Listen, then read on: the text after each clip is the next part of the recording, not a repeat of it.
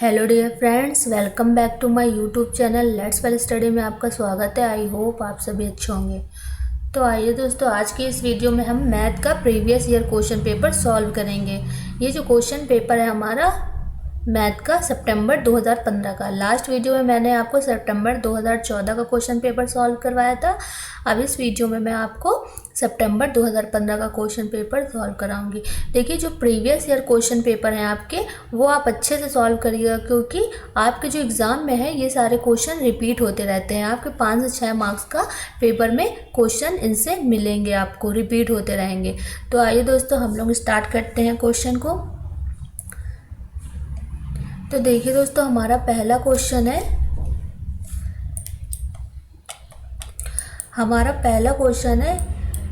किसी विद्यालय में 660 विद्यार्थी हैं। पहला क्वेश्चन हमारा है, किसी विद्यालय में 660 विद्यार्थी हैं।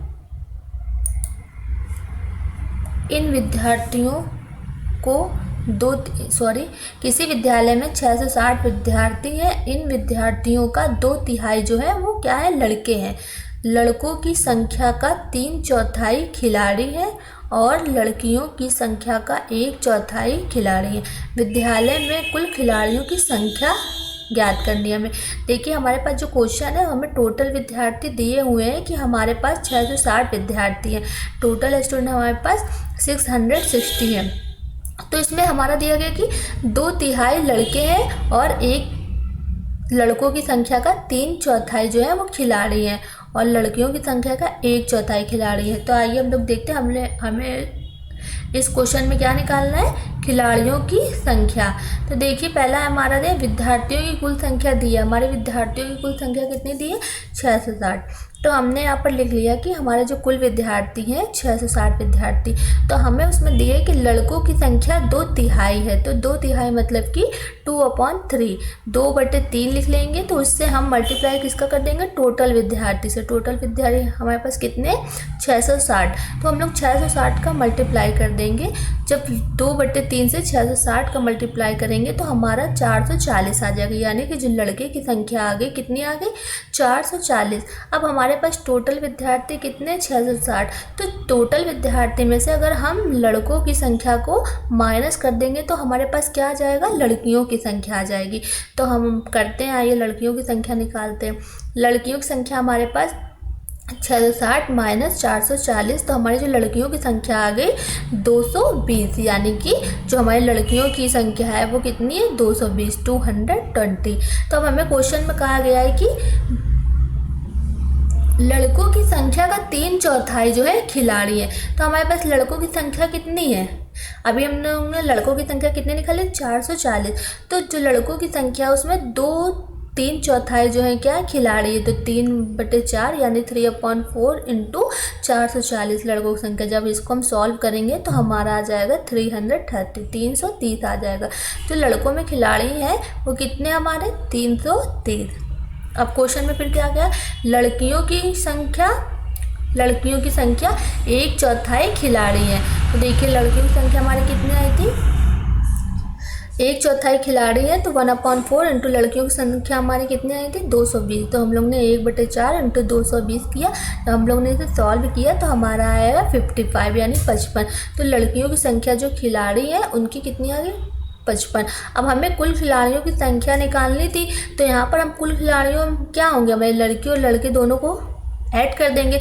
तो हमारे लड़कियों की जो लड़कों की संख्या थी वो खिलाड़ियों की 330 थी, और जो हमारी लड़कियों की संख्या थी जो खिलाड़ी थी हमारे से कितनी, 55। 330 को जब हम 55 में ऐड करेंगे तो हमारा जो आंसर आएगा वो 385 यानी 385 हमारे कुल खिलाड़ियों की संख्या आ गई। टोटल कितने प्लेयर थे हमारे, 385। तो देखिए, हमारा 4 ऑप्शन दिए, हमारा राइट ऑप्शन क्या होगा, हमारा राइट ऑप्शन होगा ऑप्शन नंबर 3। जो हमारा राइट ऑप्शन है वो 385 यानी ऑप्शन नंबर 3 जो है वो हमारा राइट होगा। नेक्स्ट क्वेश्चन की ओर चलते हैं। देखिए, हमारा नेक्स्ट क्वेश्चन है, रेनू अपने 9 मीटर लंबे और 7 मीटर चौड़े कमरे के फर्श पर टाइलें लगाना चाहती हैं। तो टाइलों के निम्न साइजों में से वह कौन सी खरीदे जिससे कि फर्श पर टाइलें किसी टाइल को काटे बगैर लग जाए। यानी कि जो रेनू की टाइलें हैं वो उसकी लंबाई कितनी दी है, 9 मीटर लंबाई है उसकी, और चौड़े कितने हैं, 7 मीटर। जो टाइल्स है हमारे वो 9 मीटर लंबे और 7 मीटर चौड़े हैं। तो उसे कमरे की फर्श पर लगाना है। तो कमरे की फर्श पर हम लोग लगाएंगे तो उसके लिए हमें क्या पता होना चाहिए, तो टाइलों में निम्न साइजों खरीदे जिससे कि फर्श की टाइलें काटे बगैर लगाई जा सकती। तो हमारे पास ये 4 ऑप्शन है। तो हम लोग देखिए इसको कैसे सॉल्व करेंगे। तो पहला देखिए हमारा है 35 गुणे 35, 40 गुणे 40। तो हमारे पास देखिए पहले हमारे जो कमरे का क्षेत्रफल हमारा लंबाई गुणे चौड़ाई होता है, क्योंकि उस रेनू को टाइलें कहाँ लगी, कमरे में की फर्श पर लगानी है। तो जो फर्श होगी हमारी उसमें लंबाई और चौड़ाई होगी, तो उसमें 7 मीटर लंबी और 7 मीटर चौड़ी और 9 मीटर लंबी है। तो देखिए जी ये मीटर में दिया है, पहले हम लोग उसको सेंटीमीटर में चेंज कर लेंगे, क्योंकि जो हमारे पास ऑप्शन दिए हुए हैं वो सारे किसमें, सेंटीमीटर में। तो हम लोग इसे मीटर में पहले सेंटीमीटर में चेंज कर लेंगे। तो आइए, जो 9 मीटर लंबी और 7 मीटर, हम लोग उसको सेंटीमीटर। तो कमरे का जानते हैं, कमरा क्या होता है, क्षेत्रफल होता है कमरे का आयत का, यानी क्षेत्रफल लंबाई गुणे कमरा हमारा कैसा होगा, जब टाइलें होंगी हमारी फर्श होंगी वो कितनी होगी, आयताकार होंगी। तो हमारे कमरे का क्षेत्रफल जो होगा लंबाई गुणे चौड़ाई, यानी कि 9 मीटर लंबी और 7 मीटर चौड़ी। तो हम लोग 9 मीटर को किस में चेंज कर लेंगे, सेंटीमीटर में, और 7 मीटर को भी सेंटीमीटर से चेंज कर लेंगे। चेंज करने के बाद जो हमारा आंसर आएगा, चेंज करेंगे हम लोग, तो 9 मीटर को हम लोग 1 मीटर बराबर कितने सेंटीमीटर होते हैं, 100 सेंटीमीटर। तो हम लोग यहाँ पर से चेंज कर लेंगे, तो 900 गुणे 700, हाँ, यानी हम लोग जो कमरे का क्षेत्रफल हो जाएगा इसको सॉल्व करेंगे तो 63 1 2 3 4 10 0, यानी कि जो हम लोग का कमरे का क्षेत्रफल आएगा वो ये आएगा। हमारा जो कमरे का क्षेत्रफल आएगा वो हमारा ये आएगा, यानी कि 6,30,000 वर्ग सेंटीमीटर। हम लोग ने इसे मीटर को सेंटीमीटर में चेंज कर लिया। अब देखिए हम लोग इसका गुणनखंड कर लेते हैं। हम लोग इस 6,30,000 का गुणनखंड करेंगे, तो इसके जो गुणनखंड होंगे वो 1575 गुणे 400 वर्ग सेंटीमीटर, इसमें हम लोग कर देंगे। तो देखिए 1575 जो है वो एक 6,30,000 का गुणनखंड है, क्योंकि जब हम लोग इसका गुणनखंड करेंगे तो ये इससे डिवाइड हो जाएगा। तो हमारे ऑप्शन में देखिए जो 1575 है, इसका किसका गुणा करने पे हमारा 1575 आ जाएगा। देखिए पहले हम लोग किसका गुणा, हम लोग 35 गुणे 35 करेंगे तो क्या हमारा ये आएगा 1575, नहीं आएगा। तो पहला ऑप्शन हमारा रॉन्ग है। सेकंड ऑप्शन है हमारा 40 गुणे 65, जब हम 40 का 65 में मल्टीप्लाई करेंगे तो हमारा 1575 नहीं आएगा, यानी कि ये भी एक गुणनखंड इसका नहीं है। थर्ड ऑप्शन है हमारा 55 गुणे 40, इसका जब हम लोग गुणनखंड करेंगे फिर भी नहीं आएगा। लेकिन जब हम फोर्थ ऑप्शन है 35 गुणे 45 सेंटीमीटर करेंगे तो हमारा 1545 का वो एक गुणनखंड होगा। तो इसलिए जो हमारा राइट आंसर होगा वो आंसर नंबर 4 हो जाएगा, 35 गुणे 45 सेंटीमीटर, यानी कि जो कमरे का क्षेत्रफल होगा 35 गुणे 45, ये हमारा राइट ऑप्शन है, क्योंकि 35 गुणे 45 सेंटीमीटर साइज की टाइलों की फर्श पर बगैर काटे लगाई जा सकती हैं। तो आई होप आप लोगों को ये क्वेश्चन समझ में आ गया होगा। अगर आपको कोई डाउट हो तो आप मुझसे ऑफलाइन कमेंट करके पूछ सकते हैं। नेक्स्ट क्वेश्चन की ओर चलते हैं। हमारा नेक्स्ट क्वेश्चन क्या है,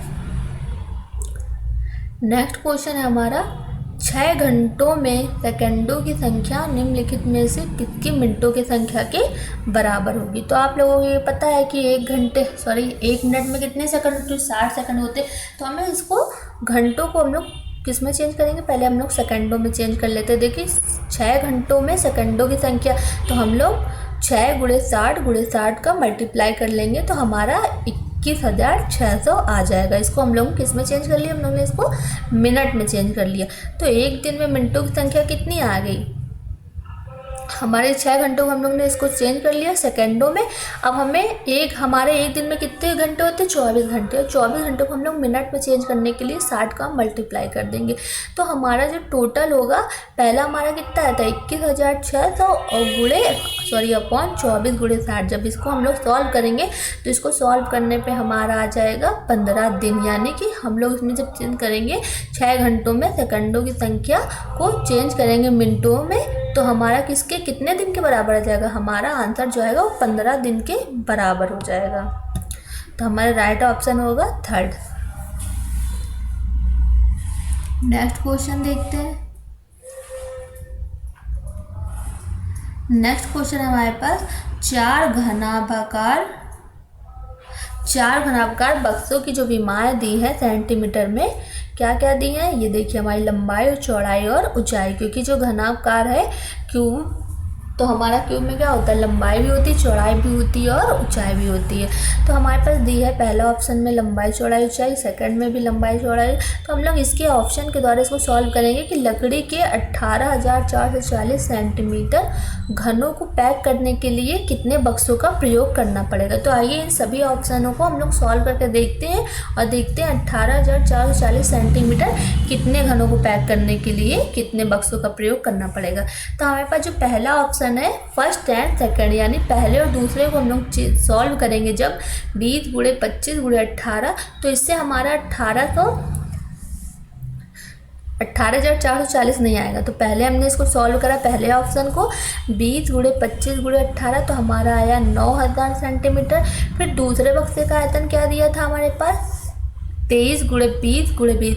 इसको हम लोग ने सॉल्व किया 23 × 20 × 20। जब हम लोग इसे सॉल्व करेंगे तो हमारा आ जाएगा 9200, यानी 9,200 सेंटीमीटर क्यूब। इससे भी हमारा नहीं आ रहा है। थर्ड हमारा क्या है ऑप्शन?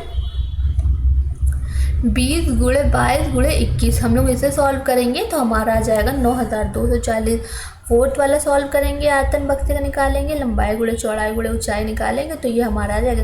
तो इसमें दूसरे और तीसरे, जब हम ये सारे ऑप्शन को हमने सॉल्व कर लिया, सबसे हमारे अलग अलग सारी वैल्यू आ गई।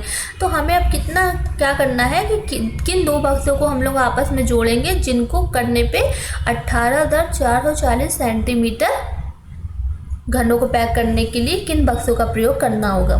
तो हम लोग जब सॉल्व करेंगे इसे, तो हम लोग दूसरे और तीसरे बक्से का आयतन को जब ऐड करेंगे तब हमारा आ जाएगा 18,440, यानी कि 18,440 घनों को पैक करने के लिए दूसरे और तीसरे बॉक्स का प्रयोग करना होगा। जब हम दूसरे और तीसरे बॉक्स का प्रयोग करेंगे तब हमें 18,440 घनों का प्रयोग, यानी कि हमारा जो राइट ऑप्शन होगा वो हमारा राइट ऑप्शन होगा थर्ड की। जब हम इन दोनों ऑप्शनों को आपस में जोड़ेंगे, ऐड करेंगे दूसरे और तीसरे बॉक्स को, 9,200 प्लस 9,240, जब इनको ऐड करेंगे तो हमारा 18,440 आ जाएगा। तो इन दोनों को पैक करने के लिए दूसरे और तीसरे बक्से का प्रयोग करा जाएगा। तो हमारा राइट ऑप्शन हो जाएगा ऑप्शन नंबर 3।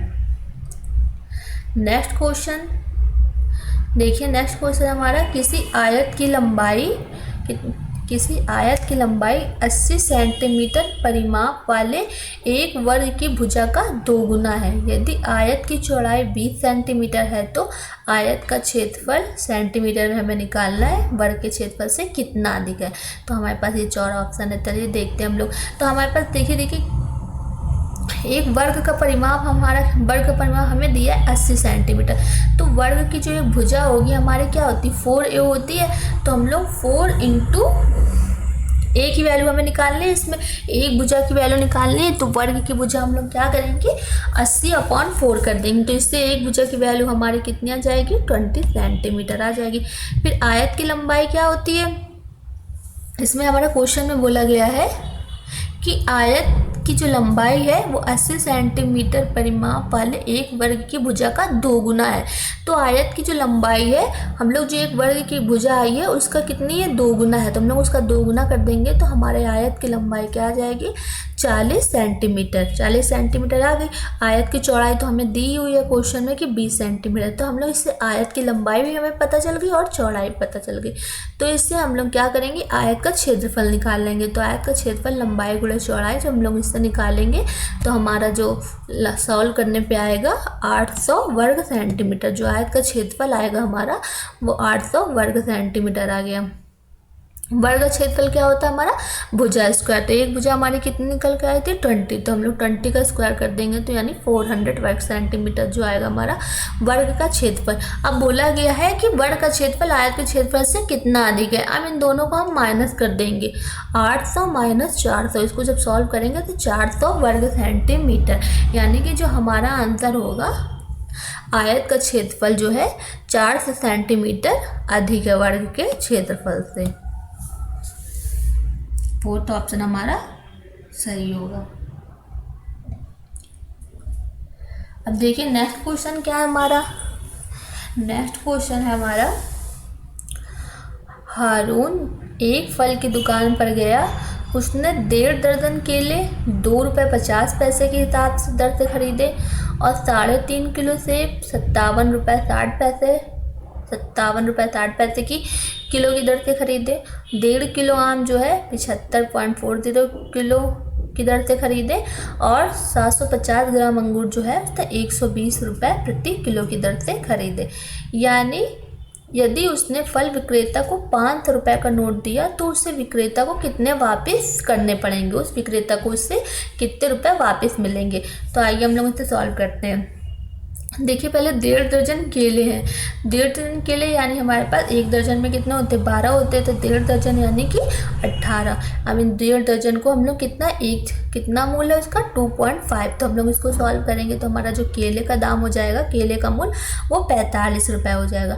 फिर इसके बाद सेब का मूल क्या है? सेब हम इसने कितने खरीदने के लिए? 3.5 दर्जन। सेब को कितना बोला है?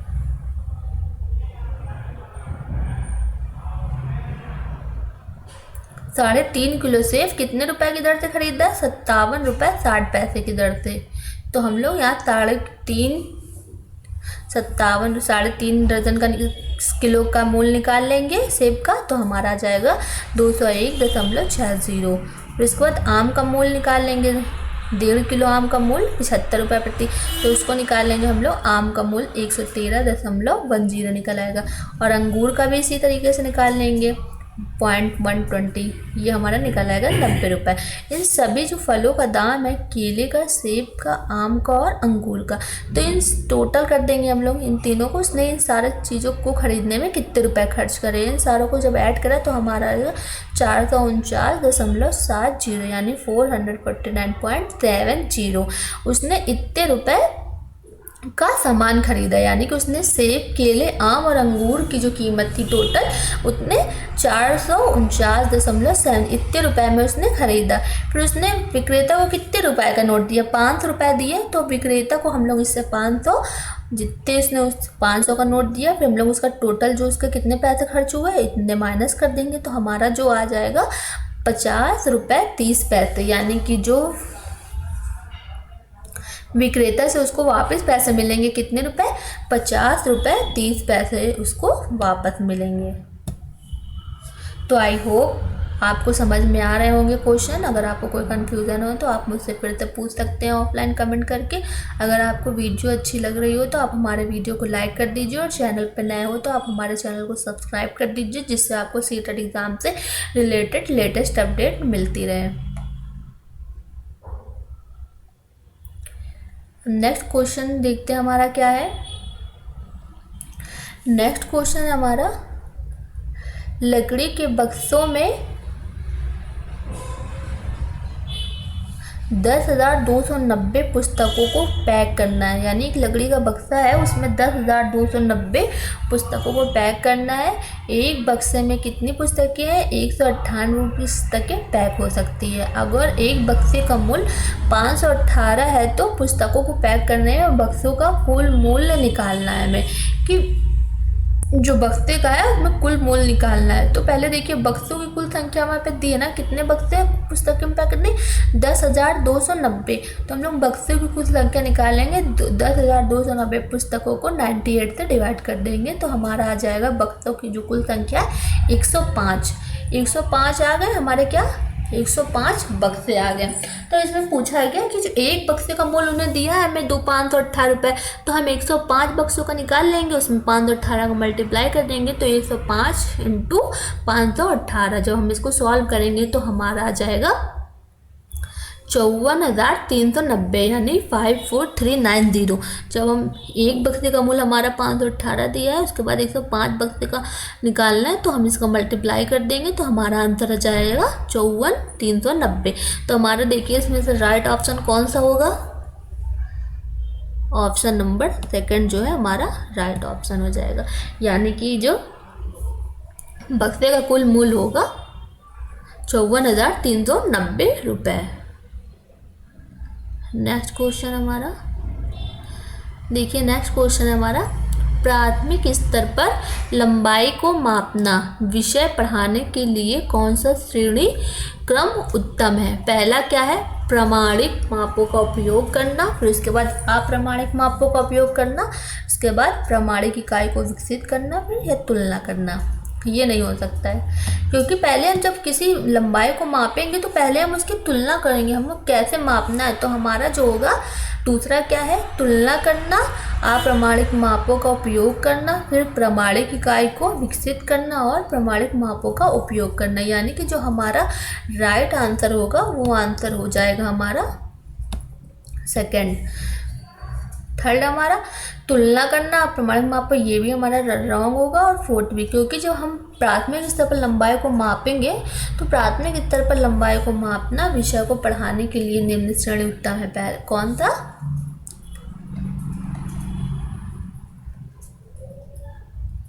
सॉरी हमारा ऑप्शन नंबर थर्ड राइट होगा, सेकंड रॉन्ग होगा।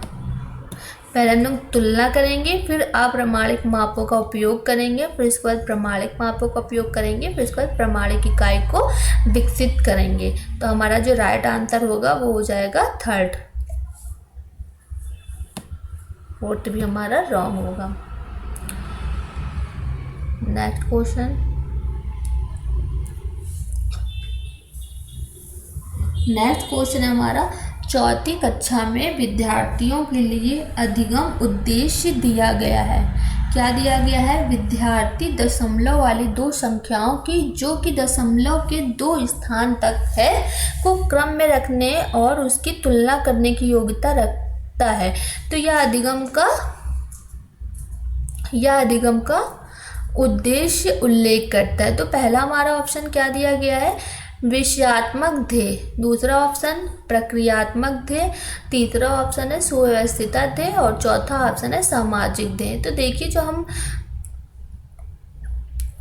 चौथी कक्षा जो हम विद्यार्थी जो है दशमलव वाली दो संख्याओं की दशमलव स्थान को अंक तक क्रम के अनुसार रखेंगे, रखने पर उसकी तुलना करने की जो योग्यता रखेंगे वो क्रम में रखना अर्थात सुव्यवस्थित करना, क्रम में रखने के लिए तुलना करने की योग्यता होनी चाहिए।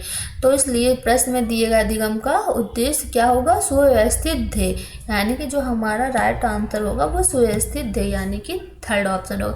विषयात्मक ध्येय से कोई मतलब नहीं है, क्योंकि हमें अधिगम के लिए कुछ सीखने के लिए विषयात्मक की जरूरत नहीं है, कुछ प्रैक्टिकल क्रियात्मक की भी ज़रूरत नहीं है, हमें किसकी ज़रूरत है, सुव्यवस्थिता की ज़रूरत है और सामाजिक ध्येय की भी कोई ज़रूरत नहीं है।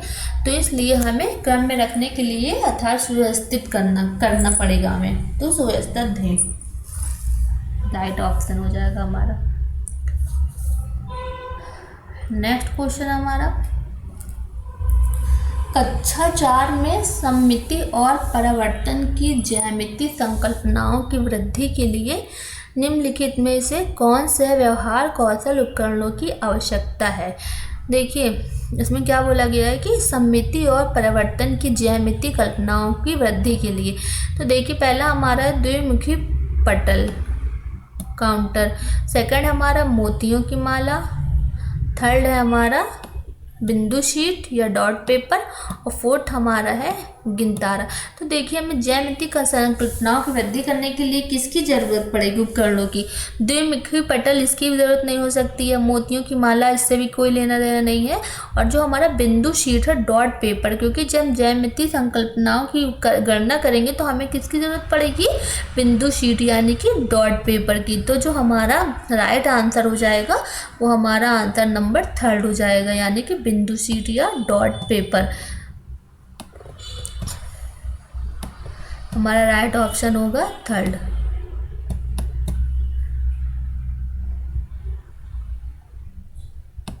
थर्ड हो जाएगा बिंदु शीट या डॉट पेपर, क्योंकि कक्षा 4 में सममिति और परिवर्तन की ज्यामितीय संकल्पनाओं की वृद्धि के लिए बिंदु शीट यानी डॉट पेपर जो व्यवहार कौशल उपकरणों की आवश्यकता होती है।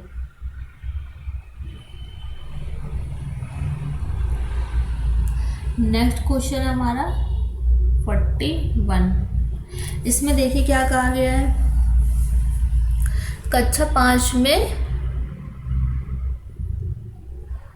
5 में गणित के पीरियड में यह वाद विवाद रखा गया है कि शून्य सबसे अधिक प्रभावशाली संख्या है या क्रियाकलाप बच्चों को प्रोत्साहित करता है। तो पहले किससे, पहला मित्रों के सहयोग देने में, दूसरा विश्लेषण और संप्रेषण में, वे संख्याएं लिखने में जिसमें शून्य हो, या वे संख्याएं हल करने में जिन संख्याओं के अंत में क्या हो, शून्य हो। तो हमें क्या करना है, शून्य जो है सबसे अधिक प्रभावशाली संख्या है, तो हमें इसमें देखना है कि क्रियाकलाप बच्चों को प्रोत्साहित कौन सा करता है। तो देखिए हम कक्षा 5 में जो गणित के पीरियड में रखा गया वाद विवाद, तो बच्चों को विश्लेषण और संप्रेषण को प्रोत्साहित करता है, क्योंकि वाद विवाद जैसी क्रियाकलापों में विश्लेषण व संप्रेषण शक्ति बढ़ती है। क्योंकि वाद विवाद जो होता है तो हमें उसमें किससे, विश्लेषण की, हमें अपनी बातों को विश्लेषण करने को, संप्रेषण किसी दूसरे तक पहुंचाने के लिए, एक दूसरे अपनी बात कहने के लिए, वाद विवाद करने के लिए, तो हमें किसकी ज़रूरत पड़ेगी, विश्लेषण और संप्रेषण की। मित्रों के सहयोग से भी कोई इसमें नहीं है, और ना वे संख्याएं लिखने जिनमें शून्य हो, इससे भी हमारा मतलब नहीं है, और वे समस्या हल करने में, इसमें भी हमारा कोई मतलब। तो हमारा राइट ऑप्शन जो होगा विश्लेषण और संप्रेषण करने, क्योंकि वाद विवाद करने के लिए हमें शून्य से कोई मतलब नहीं है।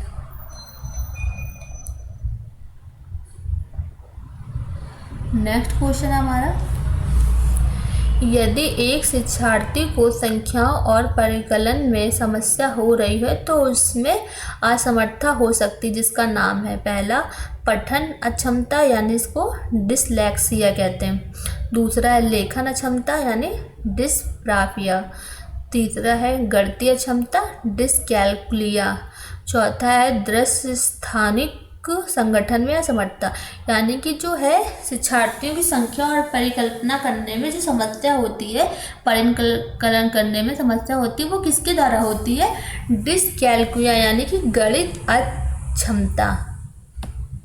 क्योंकि डिसकैल्कुलिया एक ऐसी अधिगम आवश्यकता है जिसमें बच्चे गणित को समझने व गणना करने में कठिनाई का अनुभव करते हैं।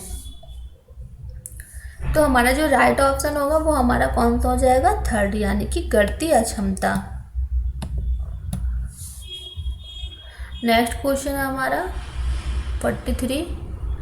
प्राथमिक स्तर पर शिक्षार्थियों के लिए व्यवहारिक उपकरणों का महत्व है क्योंकि यह बहुत मदद करते हैं शब्दों में व्यक्त समस्याओं को हल करने के लिए, दूसरा है मानसिक और मौखिक परिकलन की गति बढ़ाने में, तीसरा है परीक्षा में बेहतर प्रदर्शन के लिए, और चौथा है मूल गणितीय संकल्पनाओं को समझने के लिए। तो जो प्राथमिक स्तर शिक्षार्थियों के लिए व्यवहारिक उपकरणों का महत्व है क्योंकि वो बहुत मदद करती है। तो हमारा जो प्राथमिक स्तर पर शिक्षार्थियों के लिए जो क्या महत्व है, कौन सा उपकरण, शब्दों में व्यक्त समस्याओं को हल करने में, ये भी नहीं हो सकता, दूसरा मानसिक और मौखिक परिकलन की गति, ये भी नहीं हो सकता, तीसरा है परीक्षा में बेहतर प्रदर्शन के लिए, ये भी हमारा नहीं होगा। हमारा जो राइट ऑप्शन होगा वो मूल गणितीय संकल्पनाओं को समझने के लिए, यानी कि जो प्राथमिक स्तर के शिक्षार्थी हैं उनको जो व्यवहारिक उपकरणों में सबसे अधिक किसका महत्व करता है, कौन चीज़ मदद करती है, उसका मूल गणितीय संकल्पनाओं को समझने के लिए। नेक्स्ट क्वेश्चन है हमारा, यानी कि प्राथमिक स्तर पर व्यवहारिक उपकरणों के उपयोग से बच्चे मूल गणितीय संकल्पनाओं को अच्छी तरह से समझते हैं। नेक्स्ट है, निम्नलिखित में से कौन सा खुला अंत वाला प्रश्न है। तो पहला ऑप्शन है हमारा 15 गुणे 3 का मान ज्ञात कीजिए, दूसरा आप 15 को 3 से गुणा किस प्रकार करेंगे, तीसरा कोई दो संख्या लिखिए जिनका गुणनफल 45 हो, या संख्या रेखा का प्रयोग करते हुए 3 बार 15 का मान ज्ञात कीजिए। तो हम लोग देखिए क्या करेंगे, खुले अंत वाले प्रश्नों को हल करने की कोई निश्चित विधि नहीं होती, हम उसे एक से अधिक विधियों से भी सॉल्व कर सकते हैं। तो अतः विकल्प जो हमारा ऑप्शन है वो दूसरा सही है। यहाँ हम 15 का 3 से से गुणा 4 प्रकार से कर सकते हैं, जैसे कि 15 को 3 बार जोड़कर भी कर सकते हैं और 3 को 15 बार जोड़कर भी कर सकते हैं और 15 का 3 में पहाड़ा भी गिनकर कर सकते हैं और 3 की 15 से गुणा करके भी।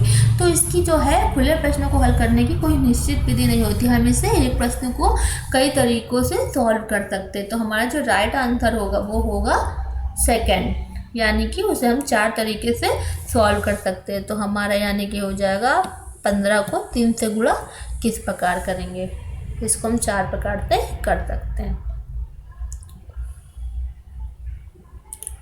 नेक्स्ट क्वेश्चन है हमारा, कक्षा 2 के कुछ विद्यार्थियों को हासिल वाले 2 अंकों की संख्याओं के जोड़ में कठिनाई का सामना करना पड़ता है। तो इस समस्या का कारण क्या हो सकता है?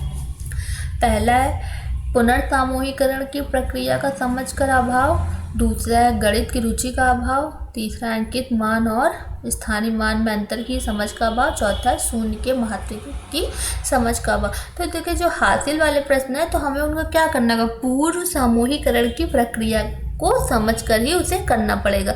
गणित में रुचि का अभाव से इससे मतलब है नहीं, अंकित मान और स्थानीय मान में भी कोई इसका मतलब नहीं है, चौथा शून्य के महत्व इसके।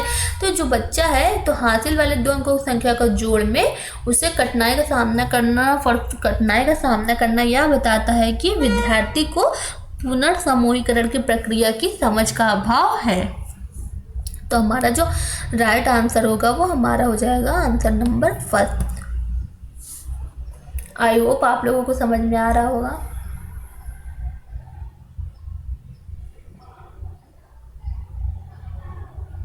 नेक्स्ट देखिए, हमारा नेक्स्ट क्वेश्चन है, प्राथमिक स्तर पर गणित की अच्छी पाठ्य पुस्तक के लिए निम्न में कौन सी विशेषता महत्वपूर्ण है?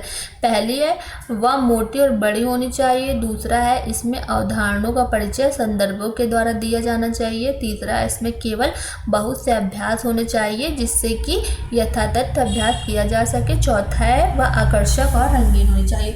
तो क्वेश्चन में हमारा ये कहा गया है कि गणित की जो प्राथमिक स्तर की अच्छी पाठ्य पुस्तक के लिए कौन सी विशेषता जो है महत्वपूर्ण है। तो ये है जो प्राथमिक स्तर की गणित की जो पाठ्य पुस्तक है उसमें ज़रूरी नहीं कि वो मोटी हो और बड़ी हो तभी उसमें महत्वपूर्ण चीज़ें होंगी, ऐसा नहीं है। उसमें अवधारणाओं का परिचय संदर्भों के द्वारा किया जाना चाहिए। तो हमारा जो आंसर होगा वो दूसरा ही सही होगा, क्योंकि ज़रूरी नहीं है कि बुक मोटी और बड़ी हो तभी उसमें सब कुछ इम्पॉर्टेंट होगा, ऐसा नहीं है। और उसमें बहुत से अभ्यास होने चाहिए जिससे कि यथातथ अभ्यास किया जा सके, ऐसा भी नहीं है। वह आकर्षक और रंगीन होने चाहिए, ज़रूरी नहीं है कि वो अट्रैक्टिव और कलरफुल हो तभी उसका वो हमारे लिए महत्वपूर्ण हो गया, तो नहीं। उसमें अवधारणाओं का परिचय जो है संदर्भों के द्वारा दिया जाना चाहिए, क्योंकि गणित की अच्छी पाठ्य पुस्तक की विशेषता है कि उसमें अवधारणाओं का जो परिचय संदर्भों के द्वारा दिया जाना चाहिए वह आवश्यक चित्र स्पष्ट हो। तो हमारा राइट ऑप्शन हो जाएगा option number second. Next question की ओर चलते हैं। नेक्स्ट क्वेश्चन हमारा, वैन हिले के ज्यामितीय स्तर के अनुसार जो विद्यार्थी आकृतियों को दिखावट के अनुसार वर्णित और वर्गीकृत कर सकते हैं वे हैं। पहला हमारा क्या है, पहला हमारा है स्तर 0 मानसिक चित्रण, दूसरा है स्तर फर्स्ट विश्लेषण, थर्ड है स्तर सेकंड अनौपचारिक निगमन और ऑप्शन 4 है स्तर 3 औपचारिक निगमन। तो इसमें क्या है, वैन हिले के ज्यामितीय स्तर के अनुसार हमें क्या करना चाहिए, हमें स्तर जो हमारे लेवल 0 जो मानसिक चित्रण, यानी कि जो बच्चे हैं उनके जो आकृतियों की दिखावट के अनुसार हमें उनको वर्गीकृत करना चाहिए, क्योंकि जो बच्चे किसी आकृति का वर्णन जो है आकृति का पहले मस्तिष्क में अपने दिमाग में उसका प्रतिबिंब इमेज बना लेते हैं, फिर वो मस्तिष्क द्वारा बाद में भी उसको वर्णन कर सकते हैं। तो हमारा जो राइट आंसर होगा पहला हो जाएगा स्तर 0 यानी कि मानसिक चित्रण, क्योंकि वैन हिले के ज्यामितीय स्तर के अनुसार जो विद्यार्थी आकृतियों को दिखावट के अनुसार वर्णित और वर्गीकृत कर सकते हैं वे स्तर 0 यानी कि मानसिक चित्रण के हैं, क्योंकि आकृतियों के वर्णन में आकृति का पहले मस्तिष्क में प्रतिबिंब बनता है और फिर मस्तिष्क द्वारा बाद में वर्णन किया जा सकता है। नेक्स्ट क्वेश्चन है हमारा, गणित की कक्षा में संप्रेषण का उल्लेख किस क्षमता का विकास करना है। तो पहले देखिए, गणित विचार को सुव्यवस्थित संचित करना और स्पष्ट करना। दूसरा, दंड आरेख यानी बायोग्राफ को देखकर आंकड़ों का अर्थ लगाना। तीसरा है कक्षा में पूछे गए प्रश्नों का उत्तर देना, तुरंत उत्तर देना। और चौथा है गणित की समस्याओं पर दूसरों के विचारों का खंडन करना। तो क्वेश्चन में हमारा कहा गया है कि गणित की कक्षा में संप्रेषण का उल्लेख किस प्रकार क्षमता का विकास करता है, यानी कि गणितीय विचार को सुव्यवस्थित एवं संचित और स्पष्ट करना। हमारा पहला ही ऑप्शन सही होगा, क्योंकि दंड आरेख से हमें कोई मतलब नहीं, कक्षा में पूछे गए प्रश्नों का तुरंत उत्तर देने से भी इसका अर्थ नहीं निकलेगा, और गणित की समस्याओं पर दूसरों के विचारों से खंडन करने से भी इसका अर्थ नहीं निकलेगा। यानी कि कक्षा में संप्रेषण या गणितीय विचार को सुव्यवस्थित, संचित और स्पष्ट करने की क्षमता का विकास करना। तो हमारा राइट आंसर हो जाएगा फर्स्ट।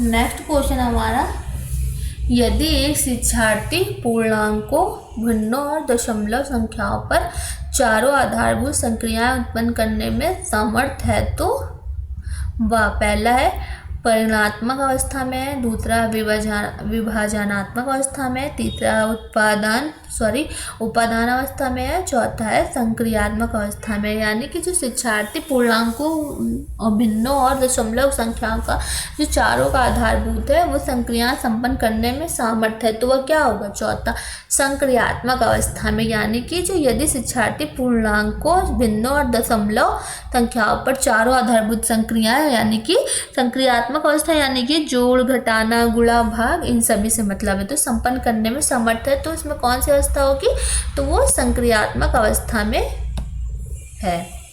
तो हमारा जो राइट आंसर हो जाएगा वो हमारा आंसर नंबर 4 हो जाएगा। तो आई होप आपको मैं जितना बता रही हूँ आपको समझ में आ रहा होगा। अगर आपको कोई डाउट हो तो आप मुझसे कमेंट करके पूछ सकते हैं। आप हमारे वीडियो को लाइक कर दीजिए अगर वीडियो अच्छी लग रही हो तो।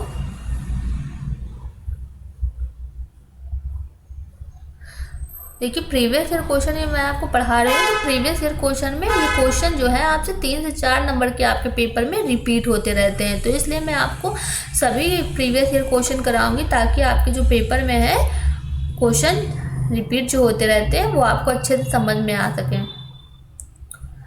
नेक्स्ट क्वेश्चन है हमारा, राष्ट्रीय पाठ्यचर्या रूपरेखा 2005 सिफारिश करता है कि प्राथमिक स्तर पर गणित की शिक्षा का केंद्र होना चाहिए। पहला ऑप्शन है हमारा विद्यार्थियों को गणित की शिक्षा में अंतर्राष्ट्रीय मापदंड अर्जित करने में सहायता करने में, दूसरा उच्चतर गणित की तैयारी के लिए, दूसरा है गणित के अमूर्त विचार जानना, चौथा है कक्षा में की गई पढ़ाई को विद्यार्थियों की दैनिक जिंदगी से जोड़ने में सहायता करना। यानी कि जो राष्ट्रीय पाठ्यचर्या रूपरेखा 2005 के अनुसार प्राथमिक स्तर पर जो गणित की शिक्षा का केंद्र है वो कक्षा में की गई पढ़ाई को विद्यार्थियों की दैनिक जिंदगी से जोड़ने में सहायता प्रदान करता है। यानी कि जो हमारा राइट आंसर होगा वो आंसर ऑप्शन नंबर 4 हो जाएगा। यानी कि जो गणित की पाठ्यचर्या की रूपरेखा है उसमें हमें प्राथमिक शिक्षा गणित की शिक्षा का केंद्र क्या होगा, कक्षा में पढ़ाई की गई विद्यार्थियों की दैनिक जिंदगी से जोड़ने में सहायता प्रदान करता है या सहायता करता है। तो हमारा राइट आंसर हो जाएगा ऑप्शन नंबर 4। देखिए, नेक्स्ट क्वेश्चन हमारा क्या है, निम्नलिखित में से कौन सा संख्या की समझ का महत्वपूर्ण पहलू नहीं है। पहला है संरक्षण, दूसरा है पंक्तिबद्धता, तीसरा है गणना और चौथा है अंक लिखना।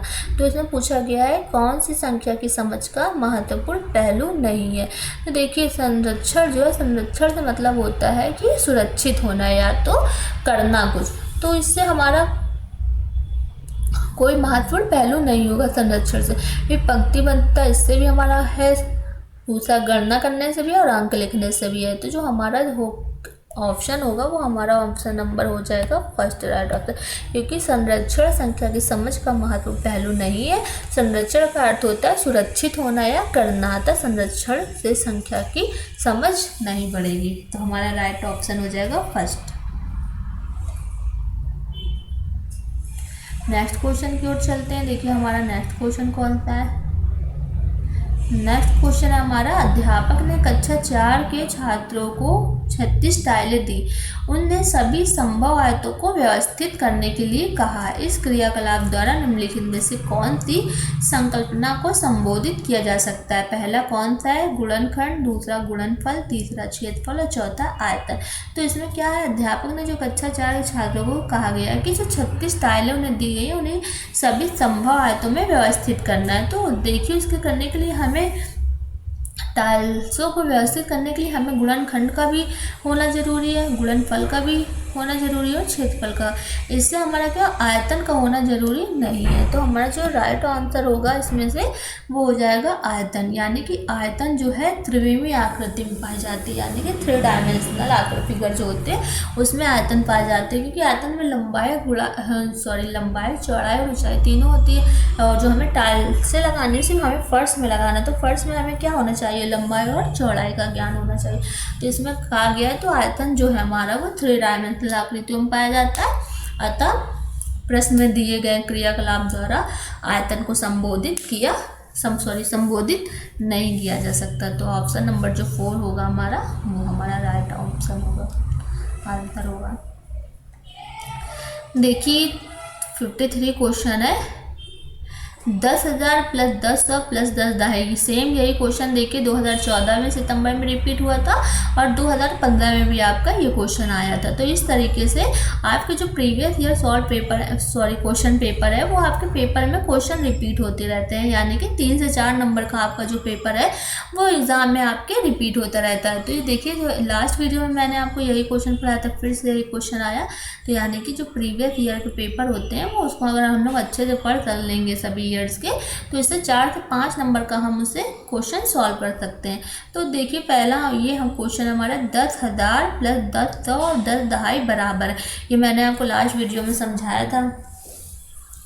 10,000 को देखिए मैंने 10,000 लिख दिया क्योंकि इकाई, दहाई, सैकड़ा जो होता है तो पहले हमारे कहाँ से स्टार्टिंग होती है, इकाई, फिर उसके बाद दहाई, उसके बाद हजार, सैकड़ा, फिर उसके बाद हज़ार। तो इसमें देखिएगा 10,000 तो 10,000 को मैंने 10,000 लिख दिया। फिर 10,100 यानी कि 10,100 यानी कि इकाई आता है पहले, दहाई, फिर उसके बाद हमारा हज़ार आता है। तो वहाँ पर मैंने लिख दिया 1,000 और 10 दहाई की जगह 100। अब हमने इन तीनों को ऐड कर लिया तो हमारा आंसर जो आ गया 11100।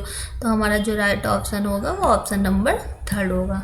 क्योंकि ये क्वेश्चन मैंने आपको लास्ट वीडियो में सेम यही क्वेश्चन था, मैंने आपको सॉल्व कराया था। नेक्स्ट क्वेश्चन हमारा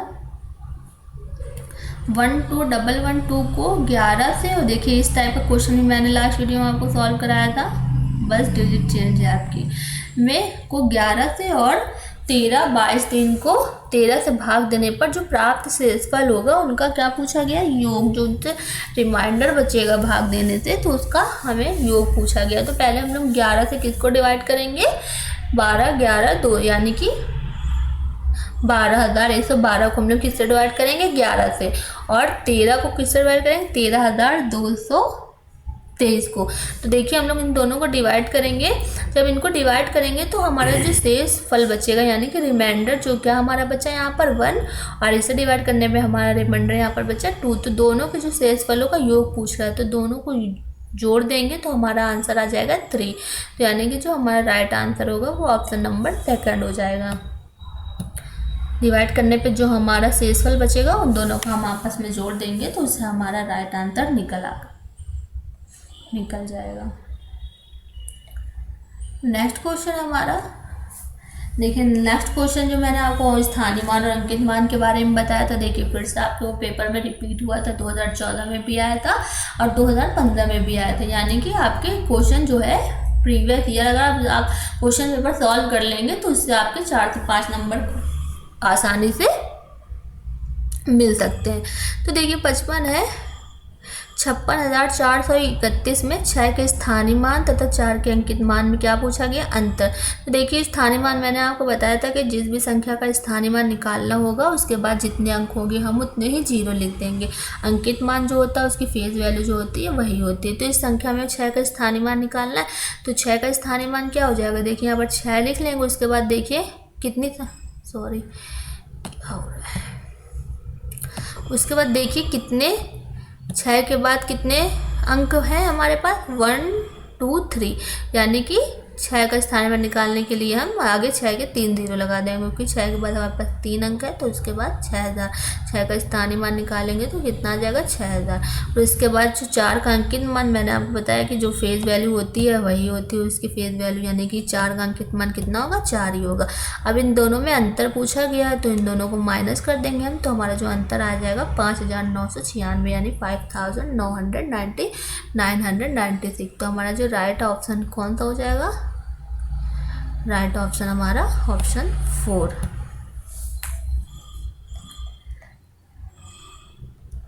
नेक्स्ट क्वेश्चन देखिए, मैंने आपको ये भी बताया था इस टाइप के क्वेश्चन की सार्वगुणजखंड, ये भी आपके क्वेश्चन में फिर से रिपीट हो गया है।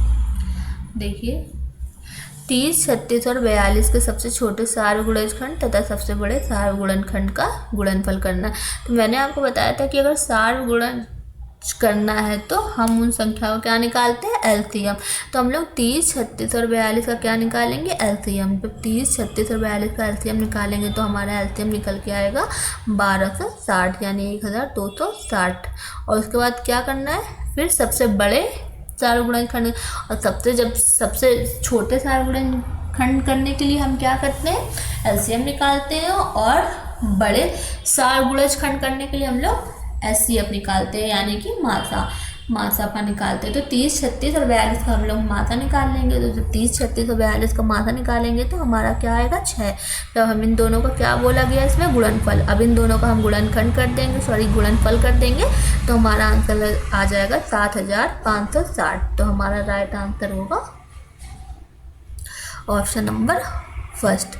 सबसे छोटी संख्या का जब हमें सबसे छोटा सार्वगुणज करना होगा तो हम एलसीएम निकालेंगे, और सबसे बड़ा सार्वगुणज करना होगा तो हम एचसीएफ निकालेंगे।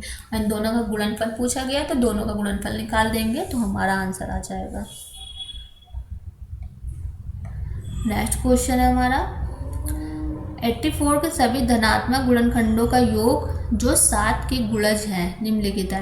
पहला ऑप्शन हमारा 112, 113, 189 और 196, यानी कि 112, 113, 189 और 196। तो देखिए इसमें 84 के सभी 84 के सभी धनात्मक गुणनखंड जो कि 7 के गुणज हैं। तो 84 के ऐसे कितने धनात्मक गुणनखंड होंगे? 6, 7, 14, 21, 28, 42 व 84। 84 के जो धनात्मक गुणनखंड कितने होंगे? 7 गुणज होंगे। कौन कौन से? 7, 14, 84 के सभी धनात्मक गुणनखंड जो 7 के गुणज हैं कौन कौन से? 7, 14, 21, 28, 42 व 84, ये सभी हैं। फिर इनका हमें क्या पूछा गया है कि योग पूछा गया, तो हम इन सभी को आपस में जोड़ देंगे तो हमारा आंसर आ जाएगा 196। तो हमारा राइट ऑप्शन हो जाएगा ऑप्शन नंबर 4। 84 के जो है सभी धनात्मक गुणनखंडों का योग कितना आ जाएगा? 196।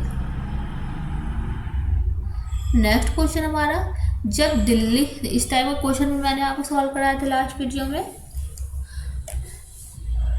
जब दिल्ली में समय 8:49 है और तब सिडनी में समय अगले दिन का 1:19 है, यानी कि जब दिल्ली में शाम को 8:49 हो रहे होंगे तब सिडनी में अगले दिन 1:19 हो रहे होंगे। यदि दिल्ली का समय जो है 11:19 है तो सिडनी में क्या समय होगा? तो देखिए दिल्ली और सिडनी के समय के बीच कितना अंतर है? 8:49 और 1:19। इन दोनों समय में कितना अंतर है? 4 घंटे 30 मिनट का। यानी दिल्ली और सिडनी का जो समय है इन दोनों में 4 घंटे 30 मिनट का अंतर है। तो इसका पूछा दिल्ली के समय में अगर उस समय 11:19 हो रहा होगा तो सिडनी में क्या समय हो रहा होगा? देखिए दिल्ली में समय कितना? 11:19 और सिडनी तो 11:19। और ये हमारा जो 4 घंटे 30 मिनट आया हम लोग इसको भी ऐड कर देंगे तो हमारा आ जाएगा 15:49, यानी 3:49। तो हमारा राइट आंसर हो जाएगा ऑप्शन नंबर 3। तो सिडनी में उस समय क्या समय हो रहा होगा? 3:49। नेक्स्ट क्वेश्चन हमारा एक मानचित्र पर आधा सेंटीमीटर भूमि पर 125 किलोमीटर को दर्शाता है। यदि दो नगरों के बीच की दूरी भूमि पर 2000 किलोमीटर है तो मानचित्रों पर उनके बीच की दूरी क्या होगी? पहला ऑप्शन 4, दूसरा 6 सेंटीमीटर, तीसरा 8 और चौथा 10 सेंटीमीटर। तो देखिए आधे घंटे का कितना, आधा सेंटीमीटर भूमि कितने पर 125 किलोमीटर को दर्शा रहा है। तो हम यहाँ पर देखेंगे 125 किलोमीटर जो है आधा सेंटीमीटर मानचित्र को दर्शा रहा है, तो हम लोग इससे 1 किलोमीटर का निकाल लेंगे। तो 1 किलोमीटर का 1/2 इंटू 125 सेंटीमीटर आ गया। तो हमें कितने किलोमीटर की दूरी याद करना है? 2000 किलोमीटर है। तो मानचित्र पर उनके बीच की दूरी क्या होगी भूमि पर? तो 2000 को हम लोग 2000 का निकाल लेंगे। तो 2000 बटे 2 गुणे 125 सेंटीमीटर। जब इसको सॉल्व करेंगे तो हमारा आएगा 8 सेंटीमीटर। तो यानी कि उनके दोनों बीच की दूरी कितनी होगी? 8 सेंटीमीटर। हमारा ऑप्शन थर्ड जो है वो राइट हो जाएगा। नेक्स्ट एंड लास्ट क्वेश्चन है हमारा, निम्नलिखित में से कौन सा एक सही नहीं है? पहला 2009 मिलीलीटर बराबर 2 लीटर और 9 मिलीलीटर। दूसरा है 25 शतांक 25/100।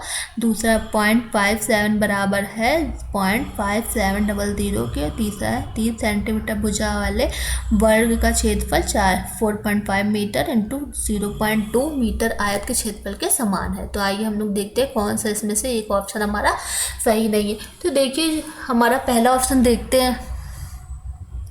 पहला ऑप्शन देखिए चेक करते हैं। 2009 मिलीलीटर 2 लीटर 9 मिलीलीटर के बराबर है। हाँ बराबर है, क्योंकि देखिए हमारा 1 लीटर बराबर 1000 मिलीलीटर के होता है।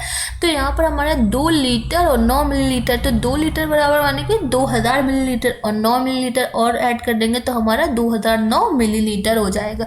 तो पहला ऑप्शन हमारा सही है। सेकंड चेक करते हैं। 25 शतांक यानी 25 का 100% निकालेंगे तो 25 शतांक यानी 25/100, ये भी हमारा सही है। थर्ड हमारा 0.57 बराबर है 0.57, हाँ बराबर है, क्योंकि जब हम इसको सॉल्व करेंगे पॉइंट हटा कर नीचे 1 2 3 4 0 लगाएंगे तो ये 2 0 इससे कैंसिल हो जाएगा, तो हमारा 0.57 के बराबर आ जाएगा ये। तो ये भी हमारा ऑप्शन सही है। हमारा जो ऑप्शन सही नहीं है ये 30 सेंटीमीटर भुजाले वर्ग का क्षेत्रफल इतने मीटर आयत का क्षेत्रफल, क्योंकि जब 3 सेंटीमीटर भुजाले वर्ग का क्षेत्रफल क्या होता है हमारा भुजा स्क्वायर, तो 30 का स्क्वायर करेंगे तो 900 आ जाएगा। फिर उसके बाद वो किसके बराबर बोल रहा है? इसके समान है आयत के क्षेत्रफल के। आयत का क्षेत्रफल हमें दिया, जब हम इसका मल्टीप्लाई करेंगे तो हमारा ये आ जाएगा 9000, यानी कि हमारा ये जो ऑप्शन है ये बराबर नहीं है। तो हम ये कह सकते हैं कि आयत व वर्ग का क्षेत्रफल समान नहीं है। तो विकल्प जो 4 है हमारा वो गलत विकल्प है। तो हमारा आंसर जो होगा चौथा राइट आंसर। तो आई होप जितना भी मैंने आपको मैथ में समझाया होगा आपको समझ में आ गया होगा। अगर आपको कोई डाउट हो तो आप मुझसे ऑफलाइन कमेंट करके पूछ सकते हैं। फिर मिलते हैं नेक्स्ट वीडियो में। Thank you.